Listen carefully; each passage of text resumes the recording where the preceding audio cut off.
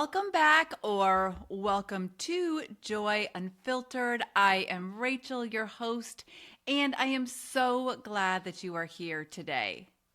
This is a space where we stop pretending that burnout is the price of success and start exploring a different way to lead, live, and actually feel good in our lives. Because here is what I believe at my core. Joy is not the reward. Joy is the strategy. And in a world that's been built on pressure, urgency, and endurance, we're doing things a little differently around here. We are choosing energy over exhaustion, regulation over reactivity, connection over competition. And we're doing it in a way that's grounded in both science and maybe a little bit of magic. So whether you are walking, driving, lifting something heavy, or perhaps taking a breath in the middle of a busy day, you are in the right place today. So let's get into it. Today we're going to go full on nerd, brain nerd, nervous system nerd, amygdala, cortisol, prefrontal cortex, blood flow, resilience. Joy is not fluff, it's biological strategy nerd. And honestly, I'm so excited because this episode gets to the heart of what I believe with my entire body. Joy is not the opposite of stress. Joy is what helps us metabolize stress. Joy is not pretending that life is easy. Joy is what helps us become strong enough to stay present when life is not easy. And resilience? Resilience is certainly not white-knuckling it. It's not becoming the woman who says, "I'm fine," all while her left eye is twitching and her calendar looks like a crime scene. Resilience is your capacity to recover, to adapt, to return to yourself, to stay connected to your values, your body, your people, and your purpose, even when life gets a little bit loud. And today, we are going deep into the brain science of why joy helps build that capacity. Because when I say joy is a strategy, I do not mean joy is a cute quote on a coffee mug. I mean joy changes physiology. Joy changes attention. Joy changes behavior. Joy changes how the brain responds to threat. Joy helps bring the parts of your brain responsible for wisdom, perspective, planning, creativity, and self-control back online. And that matters because stress changes the brain as well. So let's start there. Let's talk about what actually happens in your brain under stress. When your brain senses threat, whether that threat is physical, emotional, social, financial, relational, or even imagined, one of the first systems to activate is the amygdala. The amygdala is often described as the brain's threat detector. That's a little simplified, but for this case it works. The amygdala is constantly scanning. It's constantly looking for, is this safe? Is this dangerous? Do we belong here? Are we about to be rejected? Is this email about to ruin my entire day? Was that tone weird? Did everyone else understand the assignment except for me? The amygdala is fast. It absolutely does not wait for a committee meeting. It does not say, let's bring this to the board next quarter. The amygdala is the smoke alarm. And when the amygdala senses danger, It helps activate the stress response. And that's not necessarily always a bad thing. Your sympathetic nervous system ramps up. Your heart rate increases. Your breathing changes. Your muscles prepare for action. Stress hormones like adrenaline and cortisol enter the bloodstream. Blood pressure rises. Glucose becomes more available. Your body is preparing you to survive. And as I said, that is not all bad. It is actually brilliant. In short bursts, stress is adaptive. It helps you respond. It helps you focus. It helps you act. But here's where it gets a little spicy. The body is built to respond to stress. But it's not built to live there or to stay there forever. When stress becomes chronic, the brain and the body start adapting to that chronic environment. And honestly, the amygdala can become more reactive.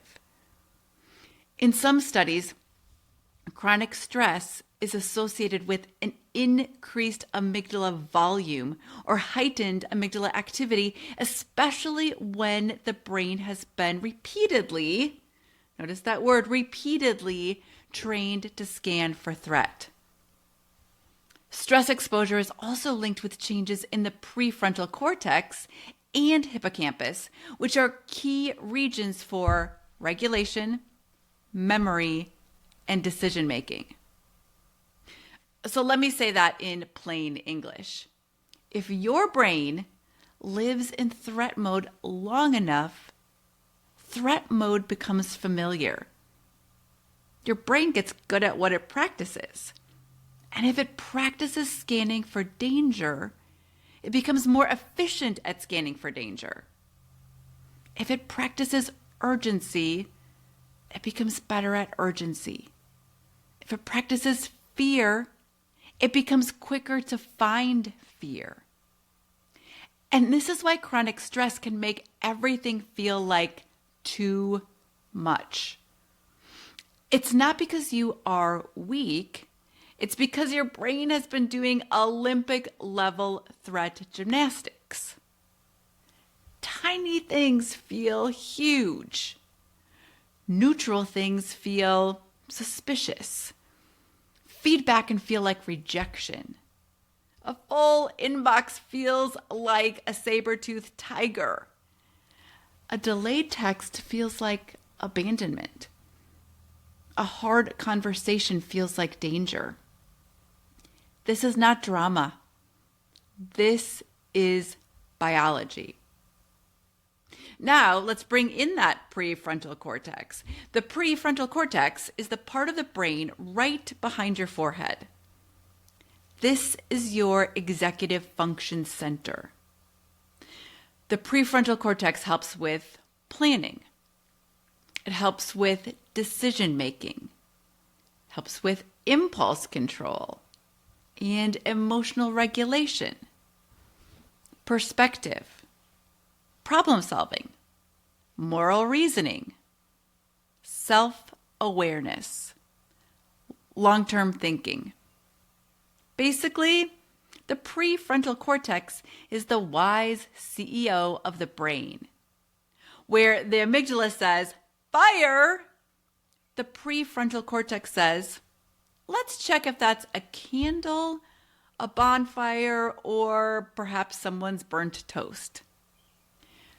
But under high stress, the prefrontal cortex does not always get full access to the room. Stress shifts resources toward survival.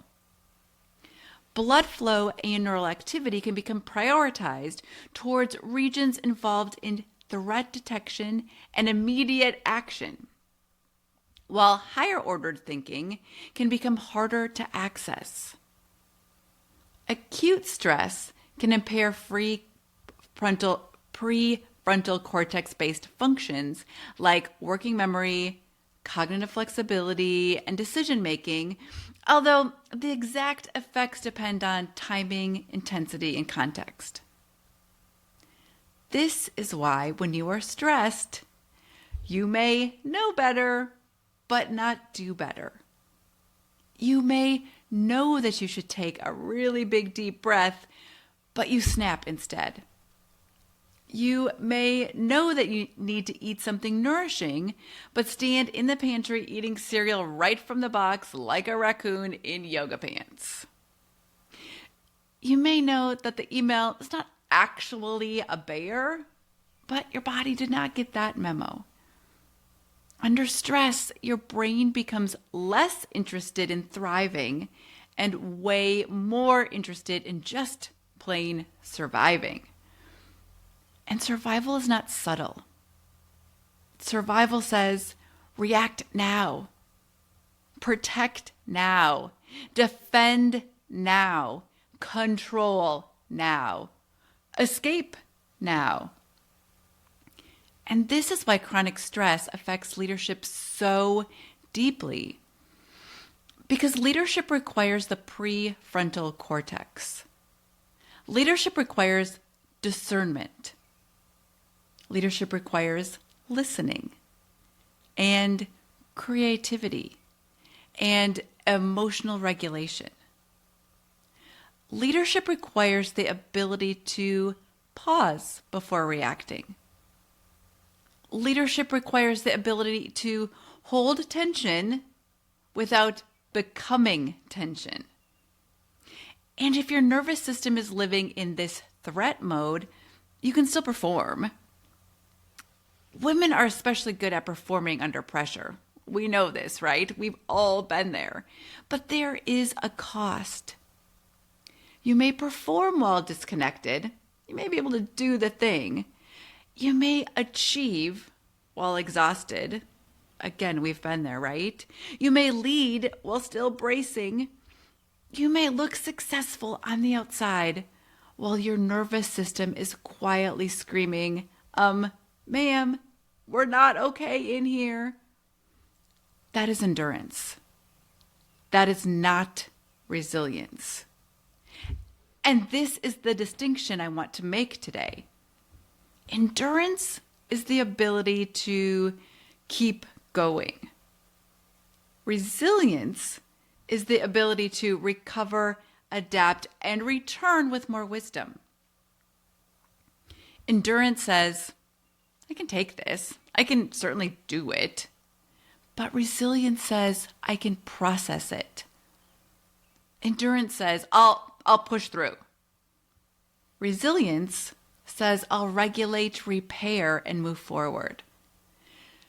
Endurance, and this is a big one, often ignores the body, while resilience listens to the body. Endurance can be useful in short bursts, but resilience is what keeps you whole. And this is where Joy enters the chat, wearing sequins and carrying peer-reviewed studies. Because joy is not just a feeling. Joy is a nervous system cue. Joy tells the body, there's safety in here.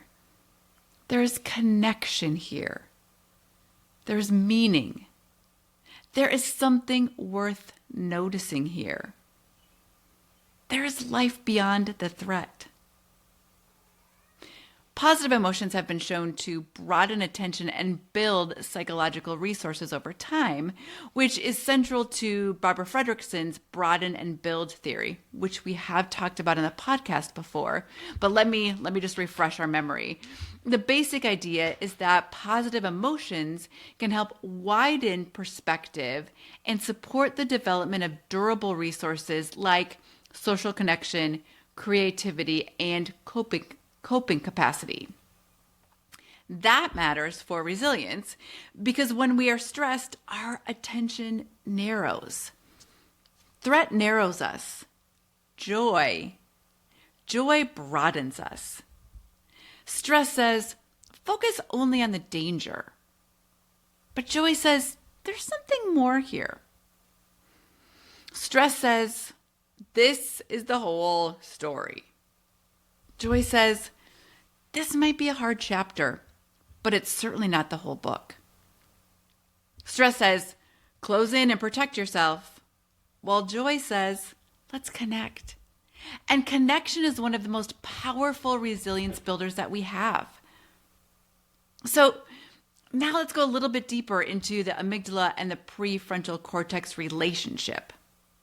When the amygdala is highly activated, the brain is more likely to prioritize emotional salience, meaning what feels threatening gets amplified. The prefrontal cortex helps to regulate that response. The prefrontal cortex can help interpret or reinterpret that situation. It can help inhibit impulsive reactions. It can help us choose a response aligned with our values instead of our fear. Practices like cognitive reappraisal, which means changing how we interpret a situation, are associated with increased prefrontal engagement and decreased amygdala response in emotional regulation research, which we all love the research, right? And let me explain. That's brain science for the story you tell yourself matters. The story you tell yourself matters. Not in a fake positive way. Not a slap on a glitter sticker on a broken system way, but in a real way. Your brain responds not only to what happens, but to what it believes is happening. There is a difference between I am failing and I am learning. There is a difference between this is way too much and this is a lot, and I can take one step forward today. There is a difference between saying, I'm behind, and I am building. Again, there is a difference between I have to survive this, I have to grit through, and I get to support myself through this. That shift is not fluff. That is not just language. That shift is prefrontal cortex work. That shift helps bring your wise brain back online.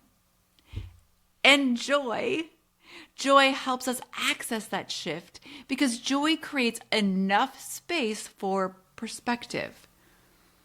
Joy interrupts the threat loop, not by denying reality, certainly not that, but by expanding reality.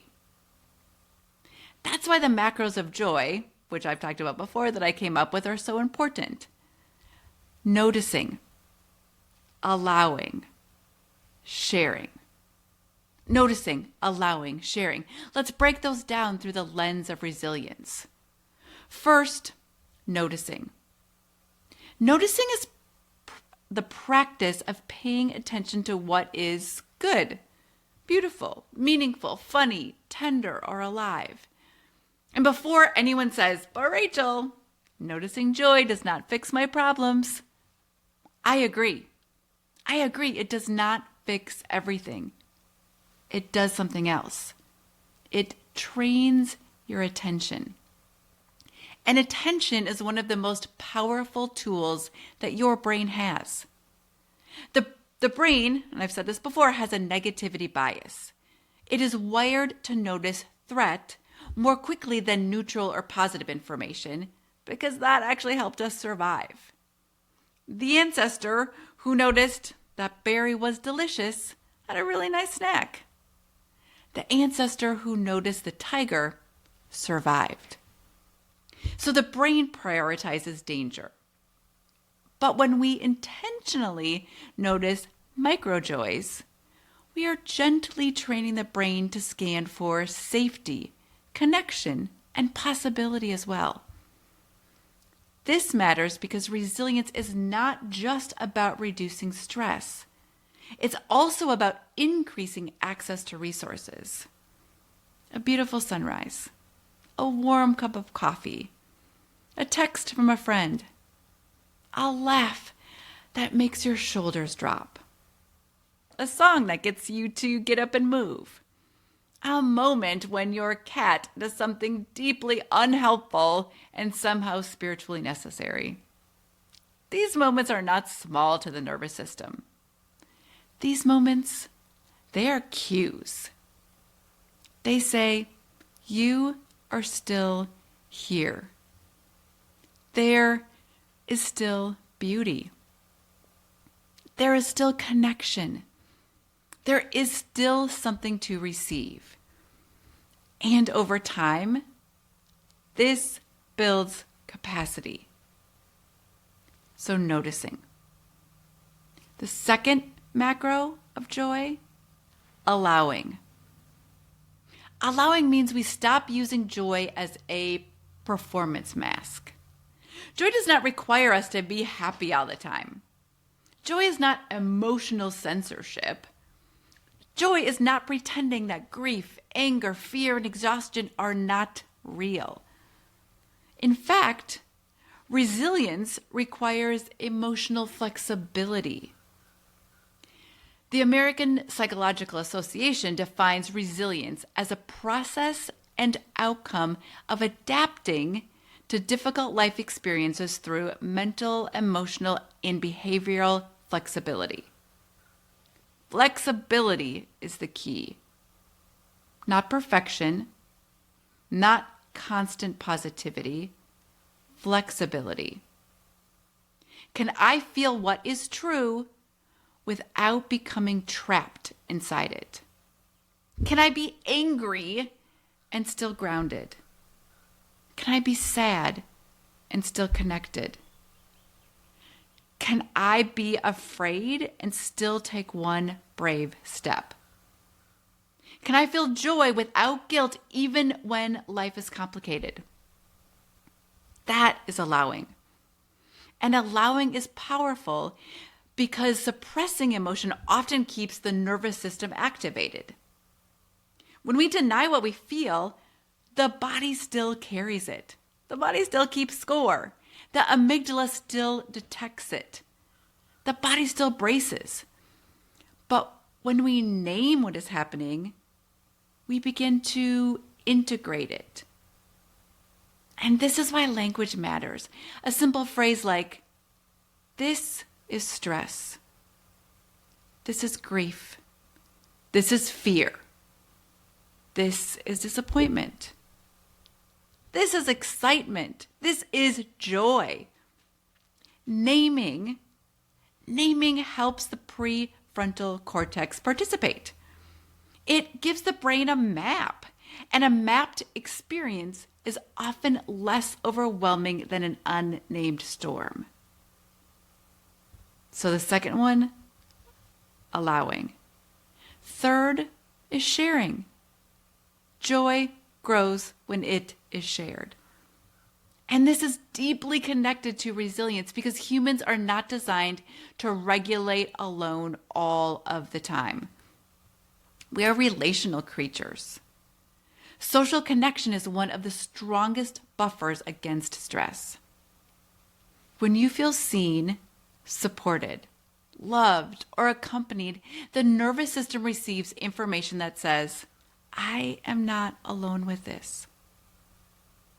That changes the stress response. That changes the body. That changes what feels possible. This is why one joyful text a day is not just a cute little activity that I thought of. It is nervous system activism. It's a micro connection. It's a daily cue of belonging. When you send one joyful text, you are not just being nice. You are interrupting isolation. You are creating a small moment of co-regulation. You are saying, I see you. You matter. There is good here. Keep going. And sometimes that one text lands in someone's day like pure oxygen. Now, let's go back to blood flow because this is such an important piece. Under stress, your body redistributes resources. Under stress, your heart pumps faster. Your blood pressure rises. Your muscles prepare. Your body is trying to help you act. But the more your body stays in survival physiology, the harder it is and the harder it can be to access the calm, creative, integrated parts of the brain. That is why you cannot shame yourself into regulation. You cannot yell at your prefrontal cortex to come back online, please. You have to create the right conditions. Your breath helps. Movement certainly helps. Sleep absolutely helps. Connection helps. Nature helps. Laughter helps a whole big bunch. Music helps. Gratitude can help. Play helps. Joy helps. Not because any of these are just cute, but because they send biological signals. Slow breathing can support parasympathetic activity. Movement increases blood flow and supports brain health. Laughter can shift physiology. Gratitude can redirect attention. Connection can calm threat. Joy can broaden perspective. These, my friends, these are not luxuries. They are resilience practices. And for leaders, they are leadership infrastructure. Because a dysregulated leader spreads dysregulation. But a regulated leader creates capacity in the room. Let me say that again. A dysregulated leader spreads dysregulation. A regulated leader creates capacity in the room. Your nervous system enters the meeting before your strategy deck does. Your team feels your urgency. They feel your defensiveness. They can certainly feel your fear, but they also can feel your presence. They feel when you are grounded. They feel when you can hold complexity without spiraling. They feel when you are listening instead of bracing. And that is why joy-led leadership is not about just being cheerful at work. It is about building a nervous system that can lead. It is about creating enough internal safety that you can stay human under pressure. It's about choosing practices that restore blood flow, restore perspective, restore connection, and restore agency. Now, let's talk about chronic stress and why it can stay in the body. When stress is repeated or prolonged, the stress response can become sensitized. Your body starts anticipating threat. Your baseline changes. You may wake up already tense. You may feel tired but wired. You may struggle to concentrate. You may become more reactive. You may find yourself overthinking simple decisions. You may feel like rest is unsafe. You may feel irritated by the people that you love. You may lose access to joy, but not because joy is gone, but because your threat system is just way too loud. Long-term activation of the stress response and prolonged exposure to stress hormones can disrupt many body systems and is associated with issues like anxiety, depression, sleep problems, digestive problems, high blood pressure, and trouble with memory and focus. So when someone says, "I just do not feel like myself," That may be exactly right. Their brain and body are operating in a different state. And the work is not to become a different person. The work is to help the body remember safety. This is where resilience becomes a practice, not a personality trait. You are not either a resilient person or not resilient or not a resilient person. You build resilience. You practice recovery. You create rhythms that tell your nervous system, we do hard things and then we repair. We lead and then we restore. We stretch and then we soften. We care for others and we also receive care. We hold responsibility and we also hold joy.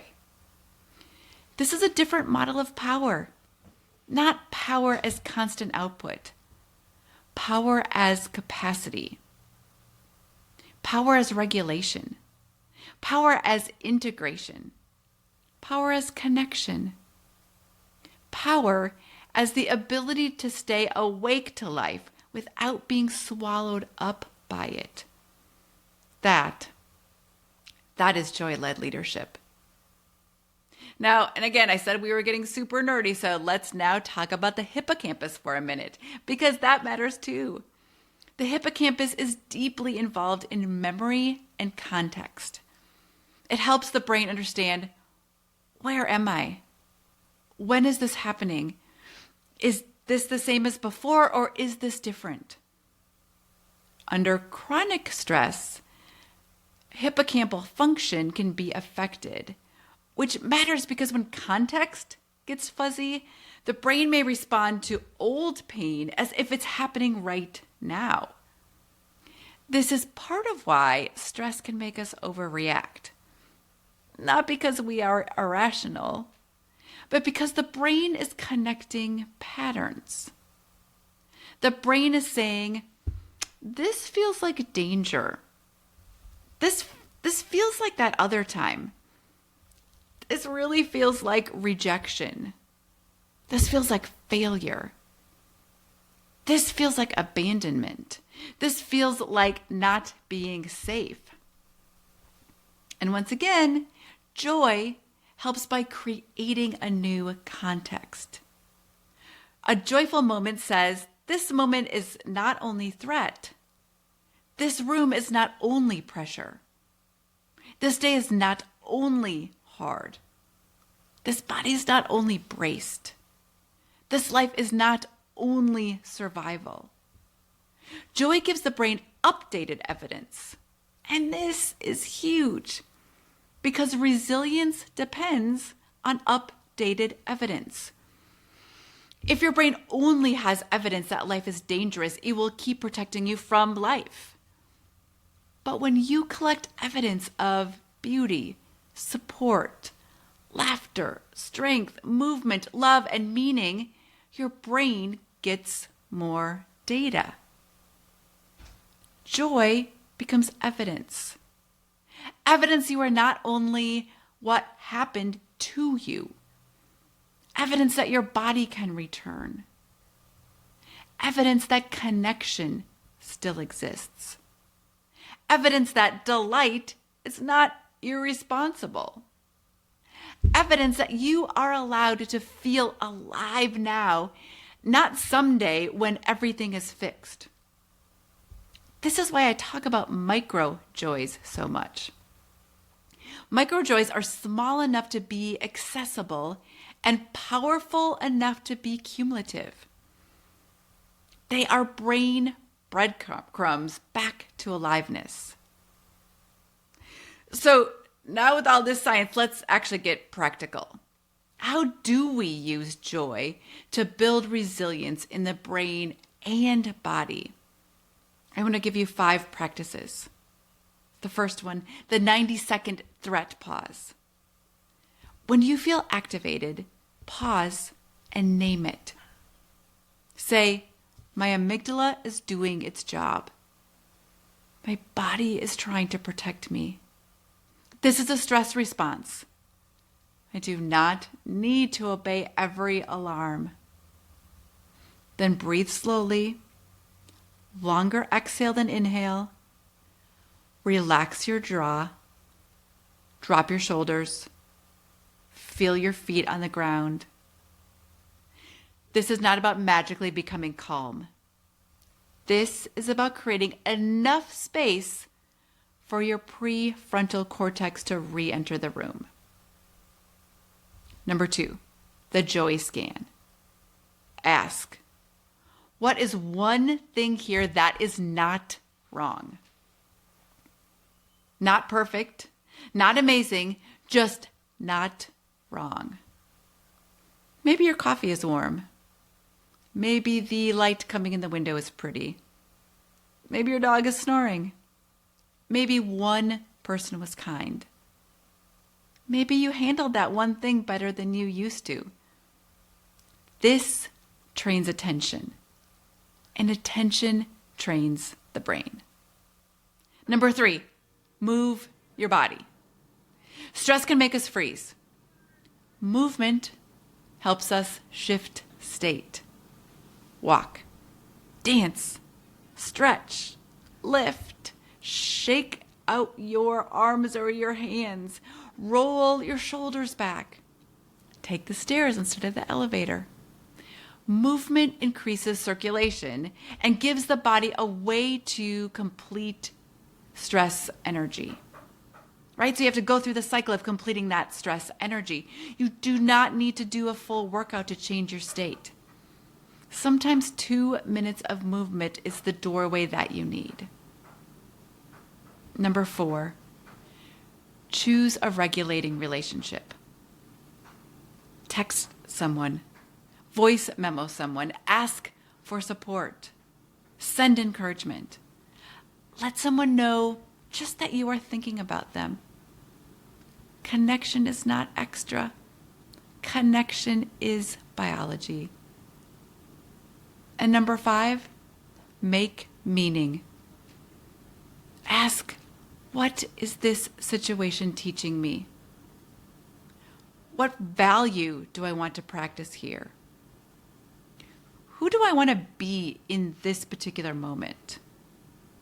What is the one next right step? Meaning is a resilience builder because it helps suffering become integrated instead of just random. Joy and meaning are deeply connected.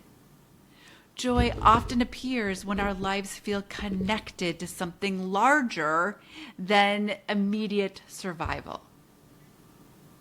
Now, I want to be really clear. Joy does not erase trauma. Joy does not replace therapy. Joy does not mean systematic problems are now your personal mindset project. Joy does not mean you breathe through injustice and call it growth. Joy does not mean any of that. Sometimes resilience means leaving. Sometimes resilience means setting clear boundaries. Sometimes resilience means telling the truth even when it is hard. Sometimes resilience means asking for help. Sometimes resilience means refusing to normalize what is harming you. Joy is not compliance. Joy is not silence. Joy is not spiritual glitter over real wounds. Joy is power. Joy says, I will not let stress steal my whole nervous system. I will not let urgency become my identity. I will not let fear be the only voice in the room. Joy says, I will not abandon my body to prove my worth. I will not confuse burnout with leadership. I will not call survival success. That is resilience. That is joy as strategy. And now let's bring this back to leadership. I want you to imagine a leader whose amygdala is running the meeting. Just imagine. Everything feels urgent. Questions feel like criticism. Different opinions feel like disloyalty. Mistakes feel absolutely catastrophic. The team learns to protect themselves. They stop taking risks. They stop telling the truth. They stop bringing ideas. They wait. They comply. They shrink. Now, imagine a leader whose prefrontal cortex is online. She can hear hard things. She can pause before responding. She can distinguish discomfort from danger. She knows how to regulate her body. She invites truth. She creates space. She can laugh and maybe even be silly without losing authority. She can say, I don't know yet. She can say, let's think about this. She can say, we're going to solve this without sacrificing our humanity. That is not soft. That is advanced leadership. That is the kind of leadership the future requires. Because the old model has told us, be tougher, push harder, maybe care less, compartmentalize more. But I'm telling you, the brain does not work that way. Our bodies do not work that way. Teams do not work that way. You cannot build sustainable performance on chronic threat. Eventually, the system pays. Joy-led leadership, joy-led resilience offers a different path. Energy over endurance. Regulation over urgency. Integration over compartmentalization. Community over competition. This is not just a philosophy. This is biology. This is neuroscience. This is organizational strategy. This is how we build people and cultures that can bend without breaking. So today, I want you to remember this. Your amygdala is not your enemy. Your amygdala is trying to protect you. Your stress response is not a character flaw. It is your body trying to help. And your prefrontal cortex, it's not gone. It just may need safety, oxygen, blood flow, breath, movement, connection, and a moment to come back online. And joy is one of the ways we can build that bridge. Joy is the bridge between survival and leadership. Joy is the bridge between reaction and a response. Joy is the bridge between bracing and belonging. Joy is the bridge between enduring your life and actually living it. So, here's your practice for today. Send one joyful text. Send one joyful text, just one. Tell someone, I am thinking of you. I am grateful for you. You made my life better. You've got this.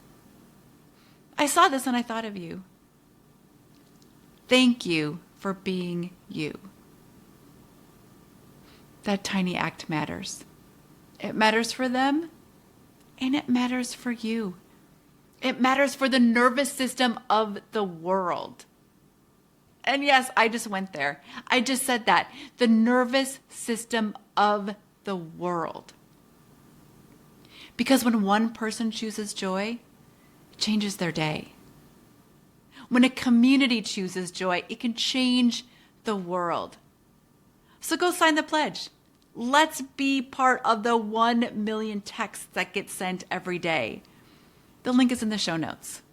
And then leave a comment and tell me who you are texting today. And subscribe to the podcast. Share this episode with a leader, a friend, a sister, a colleague, or anyone whose amygdala deserves a little vacation. And remember, from my heart to yours, I am celebrating you today and every day. So have fun, live well, enjoy.